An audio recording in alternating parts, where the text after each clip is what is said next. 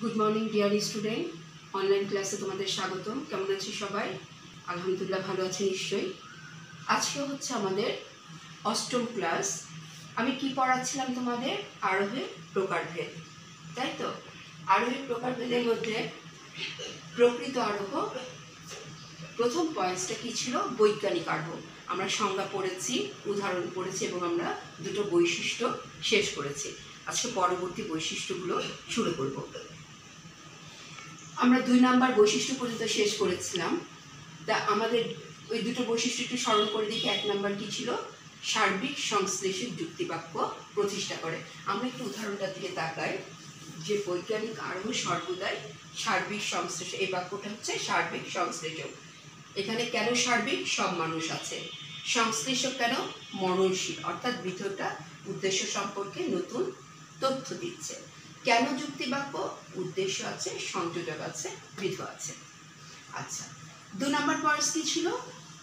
বৈজ্ঞানিক আরোহ সর্বদাই দৃষ্টান্তগুলো হয় অভিজ্ঞতা নির্ভর এবং নিরীক্ষণধর্মী।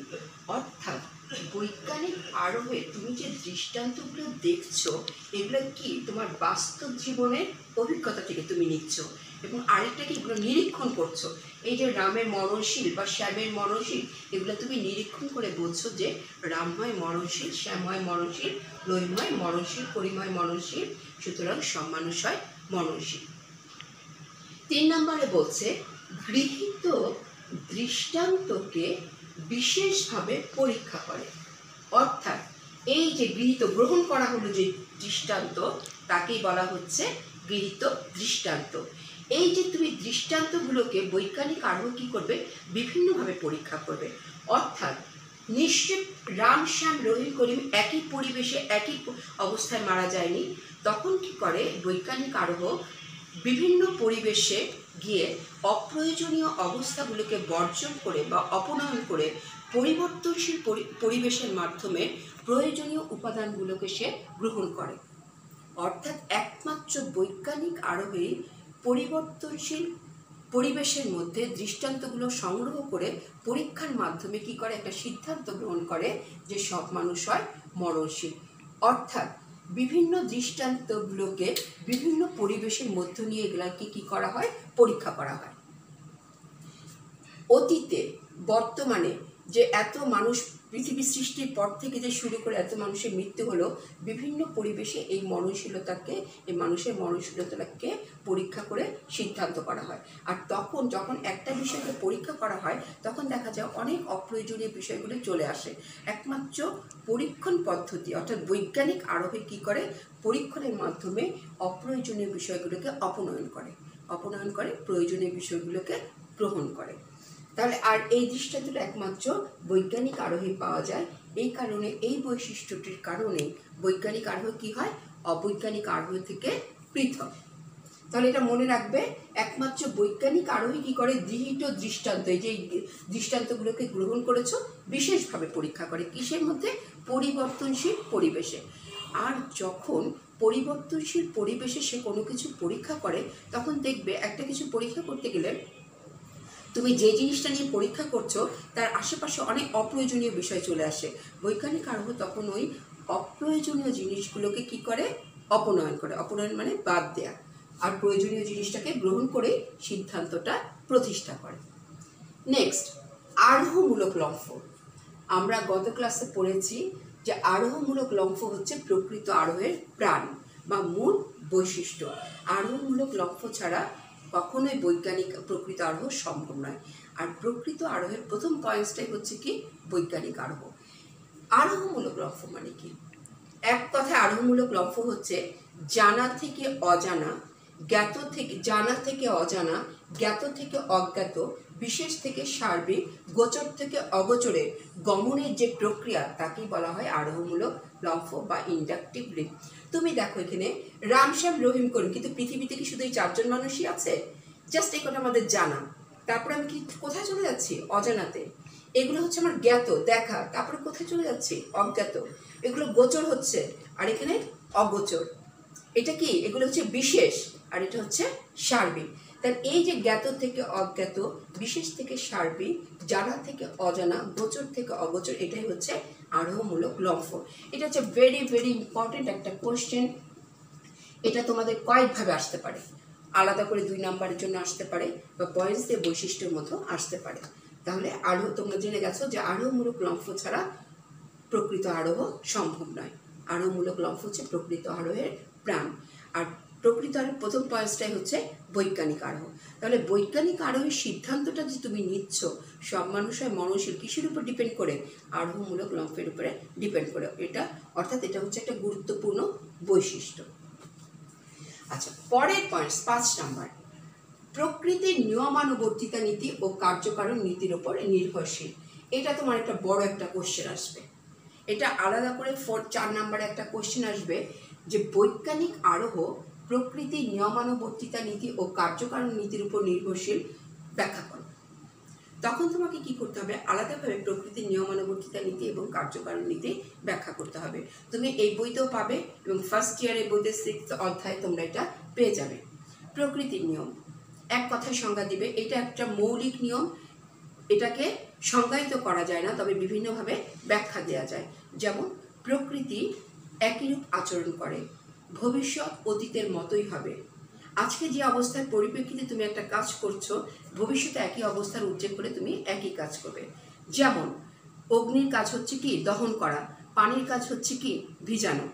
তাই অগ্নির সর্বাবস্থায় অগ্নি কি করবে? দহন করবে। পানির সর্বাবস্থায় কি করবে? ভিজাবে। এটাই হচ্ছে প্রকৃতির নিয়ম। আচ্ছা, অর্থাৎ the same cause produces the same effect under similar circumstances. অর্থাৎ যে অবস্থায় তুমি আজকে তোমার তৃষ্ণা পেলে, তুমি কি করবে? তৃষ্ণা পেলে পানি খাবে, তাই তো? ঠিক 10 বছর পরে ভবিষ্যতে তোমার যদি তৃষ্ণা পায়, তখন তুমি কি করবে? তখন তুমি পিপাসার্থ থাকো, তখনও তুমি পানি পান করবে। এটাই হচ্ছে প্রকৃতির নিয়মানুবর্তিতা নীতির মূল কথা। অর্থাৎ প্রকৃতিতে বৈচিত্র্য আছে, কিন্তু প্রকৃতির নিয়মের অধীন। প্রকৃতি সর্বদাই ঐক্যের অধীন। মূল কথাগুলো লিখে দিবে সংজ্ঞায় এবং উদাহরণে। তারপরে কি বলছে এখানে, তোমাকে পরে দেখাচ্ছি আমি কিভাবে এটার উপর ডিপেন্ড। আর কার্যকারণ নীতির মূল কথা হচ্ছে বিনা কারণে এ জগতে কোনো কিছু হয় না। প্রত্যেকটি কাজের পেছনে একটি কারণ আছে। শূন্য থেকে শুধু কেবল শূন্যই আসে। Nothing comes out of nothing. অর্থাৎ শূন্য থেকে কেবল কি পাওয়া যায়? শূন্য পাওয়া যায়। তাহলে এই জগতে প্রত্যেকটা কাজের পেছনে একটা কারণ আছে।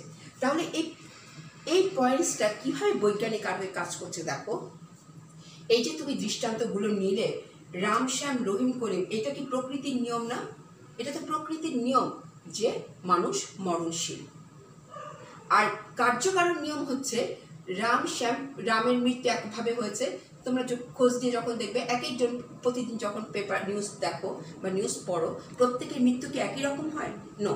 তাহলে কি হচ্ছে? প্রত্যেকটা মৃত্যুর পেছনে কিন্তু একটা কারণ আছে, বা প্রত্যেকটা কাজের পেছনে একটা কারণ আছে। তাহলে এখানে বলছে সব মানুষ হয় মরণশীল। সব মানুষ যে মরণশীল, এই মরণশীলতা এবং মানুষের মধ্যে একটা কার্যকারণ সম্পর্ক বিদ্যমান। মনে থাকবে? তাহলে এখানে বলছে বৈজ্ঞানিক আরোহের অপরিহার্য বৈশিষ্ট্য প্রকৃতির নিয়ম এবং কার্যকারণ নিয়ম। অর্থাৎ এই দুটো নিয়ম ছাড়া বৈজ্ঞানিক আরোহের সিদ্ধান্ত টানা অসম্ভব। এবং এটা মূল নীতি হিসেবে কাজ করছে কিসের? বৈজ্ঞানিক আরোহের বৈশিষ্ট্যে। মনে থাকবে? তখন তোমরা এটা নোটস আকারে সেকেন্ড ইয়ার এখানে পেয়ে যাবে, প্লাস তোমরা ফার্স্ট ইয়ার বই থেকেও নিতে পারো। লাস্ট পয়েন্ট, আকার ও উপাদানগত সত্য প্রতিষ্ঠা করে। মানে কি? এখানে বলছে যে বৈজ্ঞানিক আরোহের যে দৃষ্টান্তটা একদিকে আকারগত সত্যতা প্রতিষ্ঠা করে, আরেকদিকে উপাদানগত সত্যতা প্রতিষ্ঠা করে। আকার এবং উপাদান বলতে তোমাদেরকে বোঝাচ্ছে যে লাস্ট পয়েন্টস হচ্ছে বৈজ্ঞানিক আরোহে আকার ও উপাদানগত সত্য প্রতিষ্ঠা করা। অর্থাৎ আকারগত ও উপাদানগত সত্যতা তখনই প্রতিষ্ঠা করে যখন বৈজ্ঞানিক আরোহ প্রকৃতির নিয়মানুবর্তিতা নীতি ও কার্যকারণ নীতির মাধ্যমে যখন সিদ্ধান্তটা প্রতিষ্ঠা করে, তখন আকার ও উপাদানগত সত্যতা প্রতিষ্ঠিত হয়ে যায়। অর্থাৎ আকার ও উপাদানগত সত্যতা প্রতিষ্ঠা করে প্রকৃতির নিয়মের মাধ্যমে ও কার্যকারণ নীতির মাধ্যমে।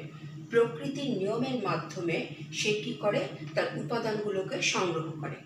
এই যে উপাদান, এগুলো সংগ্রহ করে কার মাধ্যমে? প্রকৃতির নিয়মের মাধ্যমে। আর সিদ্ধান্তের উদ্দেশ্য আর বিধের মধ্যে যে কার্যকারণ সম্পর্ক, এর মাধ্যমে সে কি করে, এই আশ্রয় বাক্যগুলোর মধ্যে যে সিদ্ধান্ত আর উদ্দেশ্যের মধ্যে যে কার্যকারণ সম্পর্ক আছে, তার ভিত্তিতে সিদ্ধান্তে বলা হয় যে সব মানুষ হয় মননশীল। এই যে উপাদানগত সত্যতা প্রতিষ্ঠা, এটা হচ্ছে বৈজ্ঞানিক আরও একটা অন্যতম বৈশিষ্ট্য। আর এই সত্য প্রতিষ্ঠা করে কিসের মাধ্যমে? এই দুইটা নিয়মের মাধ্যমে। অর্থাৎ যখন এই দুইটা নীতি যথাযথভাবে পালন করা হয়, তখনই এটা, এই সত্য দুটো প্রতিষ্ঠিত হয়। মনে থাকবে তাহলে, আকার ও উপাদানগত সত্যতা আসে কিসের মাধ্যমে? প্রকৃতির নিয়ম এবং কার্যকারণ নীতির মাধ্যমে।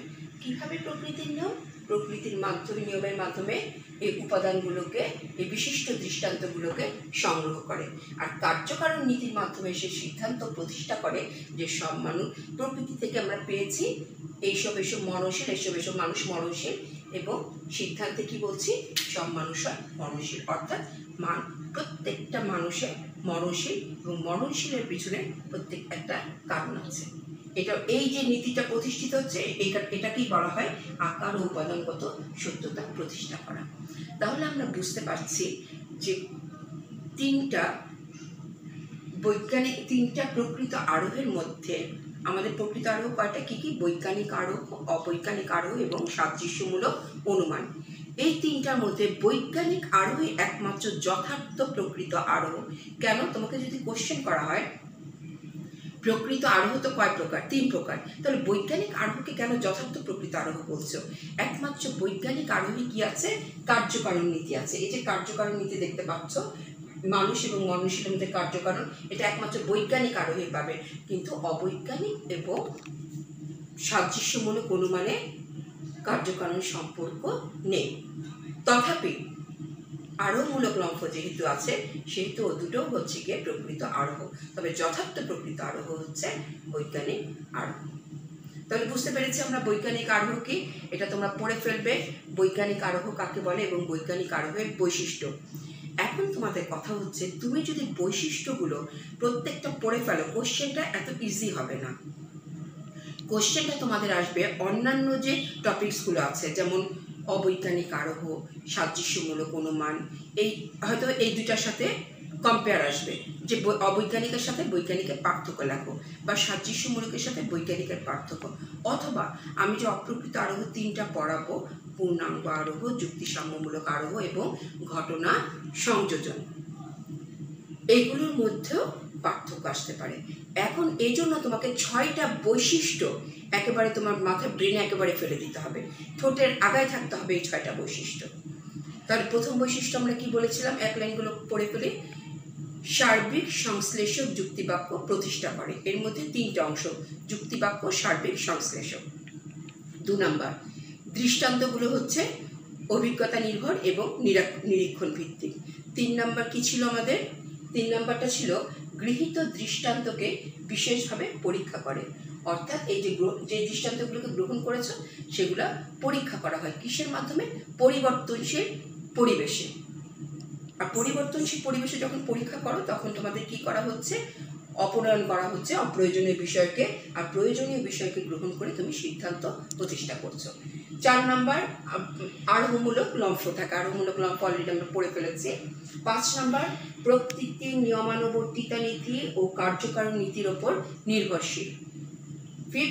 6, আকার ও উপাদানগত সত্যতা প্রতিষ্ঠা করে। তো ঠিক আছে, এই 6টা পয়েন্টস আমাদের একেবারে ঠোঁটের আগায় থাকবে। আর তার আগে একেবারে সংজ্ঞা মুখস্থ, বৈজ্ঞানিক আরোহ কাকে বলে এবং এর উদাহরণ। ঠিক আছে, তার মধ্যে ছোট্ট 2টা কোশ্চেন আসবে, আরোহমূলক লম্ফ কাকে বলে, বা এগুলার এই প্রকৃতির নিয়ম আর কার্যকারণ আলাদা করে। এখন আমরা চলে যাব অবৈজ্ঞানিক আরোহে। ঠিক আছে, এখন চলে আসি অবৈজ্ঞানিক আরোহ। অবৈজ্ঞানিক আরোহে দেখো কি বলছে, কার্যকারণ সম্পর্ক ছাড়া কেবলমাত্র প্রকৃতির নিয়মানুবর্তিতা নীতির উপর ভিত্তি করে সার্বিক সংশ্লেষক যুক্তিবাক্য স্থাপন করাকে অবৈজ্ঞানিক আরোহ বলে। অর্থাৎ এখানে কি থাকবে না? কার্যকারণ সম্পর্ক থাকবে না, কেবলমাত্র কি থাকবে? প্রকৃতির নিয়মানুবর্তিতা নীতি আর প্রকৃতির নিয়মানুবর্তিতা নীতি আরেকটা জিনিস মনে রাখো, অনুকূল অভিজ্ঞতা অর্থাৎ প্রতিকূল অভিজ্ঞতা ব্যতি রেখে শুধুমাত্র অনুকূল অভিজ্ঞতার উপর নির্ভর করে কার্যকরণ সম্পর্ক ছাড়া প্রকৃতির নিয়মানুবর্তিতা নীতির উপর ভিত্তি করে সার্বিক সংশ্লেষক যুক্তিবাক্য। ঠিক এই অংশটুকুই সার্বিক সংশ্লেষ হচ্ছে বৈজ্ঞানিক আরোহের মতো। উদাহরণটা খেয়াল করো, এ যাবৎ যত বক দেখেছি সাদা দেখেছি, সাদা ছাড়া অন্য রঙের বক দেখিনি, সুতরাং সব বক হয় সাদা। এটা হচ্ছে সুতরাংয়ের পরে আমরা সবাই জানি এটা হচ্ছে সিদ্ধান্ত, সব বক হয় সাদা। এখানে দেখো কি বলছে, প্রকৃতির নিয়মানুবর্তিতা নীতির উপর ভিত্তি করে, অর্থাৎ এই যে বলছি, এই যে সিদ্ধান্ত নিলাম কিসের উপর ভিত্তি করে, প্রকৃতির নিয়ম। বক আমরা এ যাবৎ পর্যন্ত যত বক দেখেছি কি রঙে দেখেছি, সাদা দেখেছি না? তাহলে এটাই বলছে প্রকৃতির নিয়মের উপর নির্ভর করে এ যাবৎ যত বক দেখেছি সাদা দেখেছি। বা তুমি এখানে এ কথাও লিখতে পারো, এ যাবৎ পর্যন্ত যত কাক দেখেছি কালো দেখিনি, কালো দেখেছি, সরি কালো ছাড়া অন্য রঙের কোনো কাক দেখিনি, সুতরাং সব কাক হয় কালো। এগুলো কি, এটা হচ্ছে কেবলমাত্র প্রকৃতির নিয়ম। এখানে বকের সাথে সাদা রঙের কোনো কার্যকারণ সম্পর্ক নেই, বা কালোর সাথে কাকের কোনো কার্যকারণ সম্পর্ক নেই, যেভাবে রয়েছে মানুষের সাথে মননশীলতার কার্যকারণ সম্পর্ক। কেননা এখানে আমি তো পৃথিবীর সব কাক দেখিনি, তাই না? বা তুমিও দেখোনি, অথবা তুমিও সব বক দেখোনি, আমিও দেখিনি। যদি কোনো একটি প্রতিকূল দৃষ্টান্ত কেউ এনে উপস্থাপন করে, তখন আমাদের কি হতে পারে, এই সিদ্ধান্তটা বাতিল হয়ে যেতে পারে। অর্থাৎ আমরা যেভাবে নিশ্চিত করে বলতে পারি মানুষ হয় মননশীল, সেভাবে আমরা নিশ্চিত করে বলতে পারি না কিন্তু সব বক হয় সাদা বা সব কাক হয় কালো। তাহলে মনে থাকবে সংজ্ঞাটা, কার্যকারণ সম্পর্ক ছাড়া কেবলমাত্র প্রকৃতির নিয়মানুবর্তিতা নীতির উপর নির্ভিত্তি করে সার্বিক সংশ্লেষক যুক্তিবাক্য স্থাপন করাকে অবৈজ্ঞানিক আরোহ বলে। এখানে কি আছে, অবাধ অনুকূল অভিজ্ঞতা। তুমি এই লাইনটাও দিতে পারো, প্রকৃতি কার্যকারণ সম্পর্ক ছাড়া অবাধ অনুকূল অভিজ্ঞতা এবং প্রকৃতির নিয়মানুবর্তিতা নীতির উপর ভিত্তি করে সার্বিক বইতে তোমরা পেয়ে যাবে। একে অপূর্ণ গণনামূলক, সহজ গণনামূলক বা লৌকিক আরোহ বলা হয়। অর্থাৎ পরীক্ষায় যদি তোমাদের কোশ্চেন আসে অপূর্ণ গণনামূলক কাকে বলে, সহজ গণনামূলক কাকে বলে, লৌকিক আরোহ কাকে বলে, তাহলে তোমরা বুঝে যাবে যে সবগুলোরই অ্যান্সার হচ্ছে অবৈজ্ঞানিক আরোহ। একই অ্যান্সার, একই উদাহরণ। মনে থাকবে, অপূর্ণ কেন বলা হয়? অপূর্ণ গণনা মানে যত বক দেখেছি সাদা দেখেছি এ যাবৎ। তুমি তো পৃথিবীর সব বক তো তুমি ইয়ে করোনি, গুনতে পারোনি, অর্থাৎ তুমি অপূর্ণভাবে গুনে এটাকে সিদ্ধান্ত নিয়েছো, তাই তো বলা হয় অপূর্ণ গণনামূলক। সহজ গণনা কেন, যে তুমি যে কটা কাক দেখেছো তোমার বয়স এ যাবৎ পর্যন্ত সে কটাকেই তুমি গুনেছো, তাহলে এটাকে বলা হয় সহজ গণনামূলক। আর লৌকিক মানে কি, লৌকিক হচ্ছে লোকমুখে প্রচলিত। তুমি সবসময় শুনে আসছো সবার কাছে বক হচ্ছে, তুমি দেখেছো এবং সবার কাছে শুনে আসছো যে বক হচ্ছে সাদা, সুতরাং যেহেতু লোকমুখে প্রচলিত তাই একে বলা হয় লৌকিক। অপূর্ণ কেন, সবগুলো পূর্ণভাবে গণনা করা হয়নি। সহজ কেন, সহজে যে দৃষ্টান্তগুলো আমরা দেখেছি সেগুলোর উপর ডিপেন্ড করে আমরা বলছি সব বক হয় সাদা। লৌকিক কেন, লোকমুখে প্রচলিত। মনে থাকবে। আচ্ছা, এর মূল সূত্র হচ্ছে এই ঘটনাটি, অর্থাৎ এই ঘটনাটি সর্বদা সত্য হতে দেখা গেছে। কোন ঘটনাটি? এ পর্যন্ত যত বক দেখেছি সাদা দেখেছি, এর কোনো বিরুদ্ধ দৃষ্টান্ত কখনো দেখা যায়নি, অর্থাৎ সাদা ছাড়া অন্য কোনো রঙের বক দেখা যায়নি, সুতরাং ঘটনাটি সত্য। অথবা এই ঘটনাটি সর্বদা সত্য হতে দেখা গেছে, অর্থাৎ যত তুমি কাক দেখেছো সবসময় কালো দেখেছো, এর বিরুদ্ধে কোনো দৃষ্টান্ত তুমি বা অন্য কোনো রঙের তুমি কাক দেখোনি, সুতরাং এই ঘটনাটি সত্য। এটা হচ্ছে মূল সূত্র। তুমি সংজ্ঞা লিখবে, উদাহরণ লিখবে, তারপরে নিচে লিখবে একে অপূর্ণ বা সহজ বা লৌকিক আরোহ, অপূর্ণ বা সহজ গণনামূলক অথবা লৌকিক আরোহ বলা হয়। তারপরে তুমি লিখবে মূল সূত্রটা। তারপরে দেখো এর কতগুলো বৈশিষ্ট্য আছে। প্রথমেই বলা হচ্ছে যে সার্বিক যুক্তিবাক্য প্রতিষ্ঠা করে। তুমি এখানে উদাহরণটার দিকে তাকাও, সিদ্ধান্ত তুমি দেখতেই পাচ্ছ। সার্বিক কখন বলা হয়? যখন আমরা এ নেই তখন হচ্ছে সার্বিক, অর্থাৎ সব দেওয়া আছে এটা হবে সার্বিক। আবার যদি কোনো থাকতো সেটাও সার্বিক। সার্বিক কাকে বলে? যখন কোনো যুক্তিবাক্যের বিধেয় পদটা সমগ্র উদ্দেশ্য সম্পর্কে কিছু স্বীকার বা অস্বীকার করে তাকে সার্বিক বলা হয়। তা এখানে কি করেছে তোমরা দেখতে পাচ্ছ, এটা পজিটিভ। সব বক হয় সাদা, সব বলেছে, সব বক বলেছে, তাহলে কি এটা কি হচ্ছে? এটা সার্বিক হচ্ছে না? অর্থাৎ সমগ্র ব্যক্তার্থ। সব বলতে আমরা অতীত, বর্তমান, ভবিষ্যৎ সব বলছি। তাহলে এখানে কি বলছে? যে সার্বিক যুক্তিবাক্য প্রতিষ্ঠা করে, অর্থাৎ অবৈজ্ঞানিক আরোহের সিদ্ধান্তটি হয় সর্বদা সার্বিক। কেননা এখানে বিধেয় পদ সাদা সমগ্র বকের উদ্দেশ্যকে কি করছে? উদ্দেশ্যপদ বককে স্বীকার করছে। ক্লিয়ার? আচ্ছা, এখন বলছে সার্বিক সংশ্লেষক যুক্তিবাক্য প্রতিষ্ঠা করে। যখনই তুমি এটা বলবে সার্বিক সংশ্লেষক যুক্তিবাক্য, তখন তুমি অ্যান্সারটা দিয়ে নিবে। বিশ্লেষক বাক্য বলতে আমরা বুঝি যে বাক্যের বিধেয় পদটা উদ্দেশ্য সম্পর্কে কোনো নতুন তথ্য দেয় না, শুধু উদ্দেশ্যকে বিশ্লেষণ করে। আর যদি বলো সংশ্লেষক কাকে বলে? যে বাক্যের বিধেয়টা উদ্দেশ্য সম্পর্কে আমাদেরকে নতুন তথ্য দেয়। যেমন এখানে সব বক হয় সাদা, এখানে বিধেয় পদ সাদা, উদ্দেশ্য সব বক সম্পর্কে আমাদের কি করছে? নতুন তথ্য দিচ্ছে, সেহেতু এটা সংশ্লেষক যুক্তিবাক্য। 3 নম্বর বৈশিষ্ট্য কি বলছে দেখো, কার্যকারণ নীতি অনুপস্থিত থাকে। অর্থাৎ আমরা প্রথমে সংজ্ঞায় দেখো কি বলেছে? কার্যকারণ সম্পর্ক ছাড়া কেবলমাত্র প্রকৃতির নিয়মানুবর্তিতা নীতির উপর ভিত্তি করে সার্বিক সংশ্লেষক যুক্তিবাক্য প্রতিষ্ঠা করে। তাহলে আমাদের এখান থেকে তুমি এই সংজ্ঞাটার দিকে তাকালেই, সংজ্ঞাটা বিশ্লেষণ করলেই কিন্তু তুমি বৈশিষ্ট্যগুলো পেয়ে যাচ্ছ। 1 নম্বর হচ্ছে সার্বিক, 2 নম্বর হচ্ছে সংশ্লেষক, 3 নম্বর হচ্ছে কার্যকারণ সম্পর্ক অনুপস্থিত। এভাবে করে তুমি পয়েন্টসগুলো মনে রাখবে। তাহলে কি হচ্ছে? কার্যকারণ সম্পর্ক অনুপস্থিত। কেন? কার্যকারণ সম্পর্ক নীতি আমি আগেও বলেছি, এখনো বলছি, বকের সাথে সাদা রঙের কোনো কার্যকারণ সম্পর্ক নেই। কেননা কেউ যদি কোনো প্রতিকূল দৃষ্টান্ত এনে দেখাতে পারে তাহলে এই দৃষ্টান্তটা বাতিল হয়ে যাবে। কিন্তু এমনকি কেউ দেখাতে পারবে যে একজন মানুষের দেখাতে সে অমর? এরকম কোনো কেউ দেখাতে পারবে না। সুতরাং মানুষের সাথে মননশীলতা যেমন একটা কার্যক্রম সম্পর্ক আছে, সাদার সাথে বকের কোনো বা কালোর সাথে কাকের কোনো কার্যক্রম সম্পর্ক নেই। এখানে কি আছে? শুধু আছে প্রকৃতির নিয়ম। প্রকৃতির নিয়ম বক সাদা, প্রকৃতির নিয়ম কাক কালো। আর আছে কি? অবাধ অনুকূল অভিজ্ঞতা। মানে তোমার অভিজ্ঞতাটা হচ্ছে কি অনেক অবাধ, কি ধরনের? অনুকূল, নট প্রতিকূল। মনে থাকবে? তাহলে আজকে আমরা এতটুকু পর্যন্তই শেষ করি। নেক্সট দিন আমি বাকি পয়েন্টসগুলো পড়িয়ে দেব। তাহলে আমরা কি পড়লাম? আমরা শেষ করেছি আজকে বৈজ্ঞানিক আরোহ, বৈজ্ঞানিক আরোহের বৈশিষ্ট্য এবং অবৈজ্ঞানিক আরোহ। অবৈজ্ঞানিক আরোহ হচ্ছে প্রকৃত আরোহের দ্বিতীয়টা, এবং এখানে কি থাকে?